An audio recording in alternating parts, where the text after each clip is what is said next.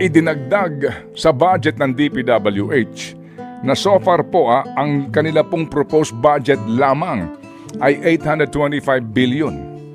Ang idinagdag na budget sa DPWH na hindi naman humihingi ng dagdag na pondo ay 288.6 billion pesos. So mas malaki pa sa budget ng isang kagawaran na napaka-importante ang idinagdag nila sa budget ng DPWH na nag-aawak-awak na ang budget at hindi naman humihingi ng dagdag, dinagdagan nila. Ito ho yung katotohanan, facts po ito. Pero ang taong bayan, tahimik lang, di ba? Parang, alam niyo ho, hindi naman sa humihikaya tayo dito ng, alam niyo na, di ba? Pero yung ingay lang po ng pagprotesta, wala eh. Para bagang nasanay na po tayo, parang tanggap na po natin to. Eh dito po, hashtag alam na eh. Di po ba? So tayo po, hinahayaan lang natin to.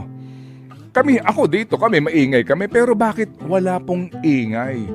Kasi, ang mga tao siguro pagod na sa gantong uri ng balita, ang sagot nila, wala namang mangyayari dyan. Pare-pareho lang naman yan. At, opo, yung mga Pilipino, abalang-abala kung saan kukuha na makakain. Di ba? At pangatlo, kasi may ayuda naman. Yun, di ba? Kasi sinasanay ngayon na paulanan ng ayuda ang karamihan sa ating mga nagdarahop na mga kababayan. So, ang kasabi nga, mas maganda pa yung walang trabaho eh. Kasi may akap ka, may AX ka eh. May tupad ka eh. Pero yung may mga trabaho, hindi na ho binibigyan. Kasi nga daw po, may kinikita ka na. So ito ho yun, ito ang sitwasyon sa ating bayan na ito.